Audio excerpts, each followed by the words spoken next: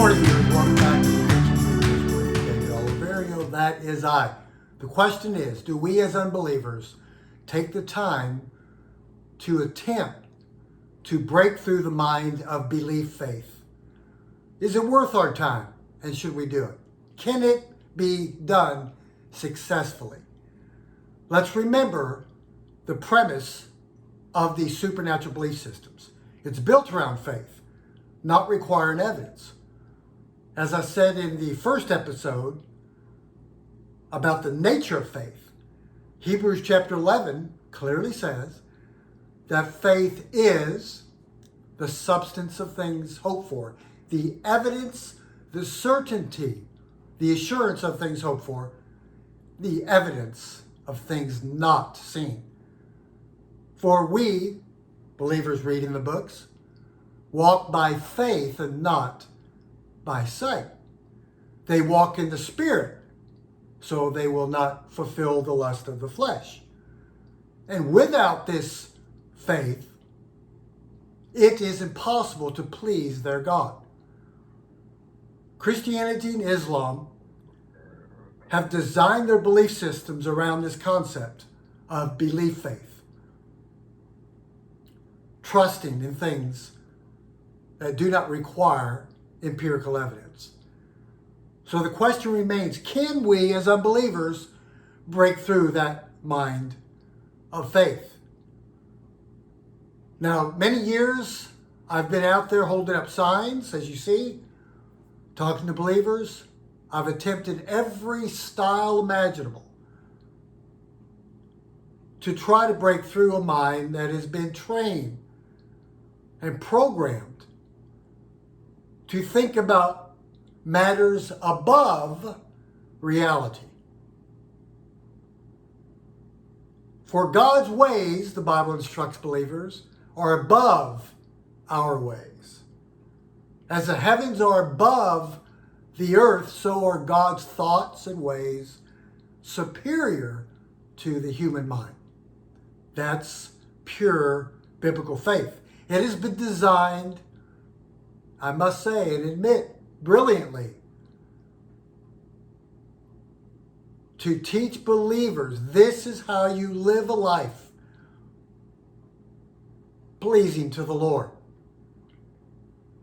Now, when someone is operating in pure faith, they do not use logic and reason. They may use logic, reason, critical thinking in every other area of their life, but they shut that part of the brain off when it comes to the matters of religion, God, and faith. I've known many people that like to debate the existence of God with believers.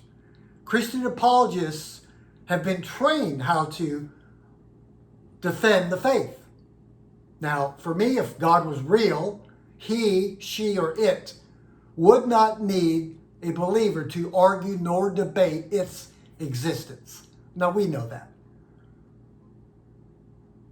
I find it a waste of time and energy, personally, my take, to attempt to argue with someone who's walking in faith. I've tried it, it doesn't work. It bounces right off. It actually strengthens their faith. All they'll say is, I'm being persecuted. I must be really pleasing the Lord with my faith. Or we can take our talents, our energy, our abilities, and use it more constructively. For those that are on their journey, which we all are. Many people change their mind through the years. Some do not. Those that change, as I did 30 years ago, on my own, non-coercively. Some people come to that fence. They've been trained through faith that that's an empty life over there on the other side of the fence. It's barren. It's wasteful. There's no meaning or purpose over there. There's no happiness and love. There's no joy. There's no fulfillment in life. That's only found in faith in a God. And we know as unbelievers that's ridiculous. That's absurd. We know the answer to that. I say, for me personally, where I've changed and evolved into through the many years of activism, I don't do it anymore. I don't attempt to break through a mind who is walking in pure faith. I put my energy, my abilities in more productive issues and ways. The many, many, many people who are coming to the realization through skepticism, their own experiences in life, they can't believe that this concept of God in their mind and the supernatural is true anymore. They come to the fence. What they need is a compassionate, empathetic human hand to help them, to show them gently, you can come over the fence. We have something to replace the belief faith. Life can be good, ethical, moral. We have an alternative. For me, no. To answer my question, can you really break through a mind of faith? Some of you would say, David, I disagree, and that's okay. Some of you like to argue and debate with people that are apologists. Sure. But I would bet, through my experience, that those that have changed through the great debaters out there on our side, which is great, they've already come to that point in their life where they already have some kind of doubts. They already have come to in their personal journey where they need a gentle nudge. But those that are living a life of pure faith, whatever you say, they're not operating from logic and reason with the matters of God. Whatever you say is going to bounce right off. They've been trained that way. So let's think about this. Let's take this idea that I'm presenting today. And even if you disagree, that's okay.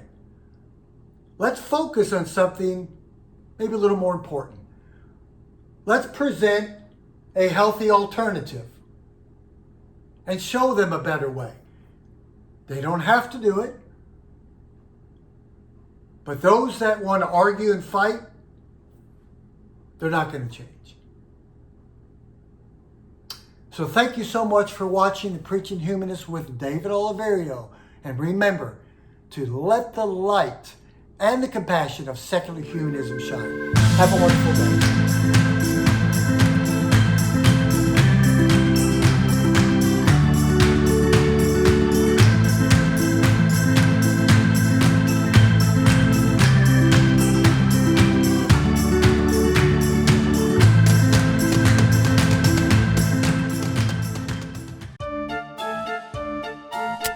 What are we doing, man?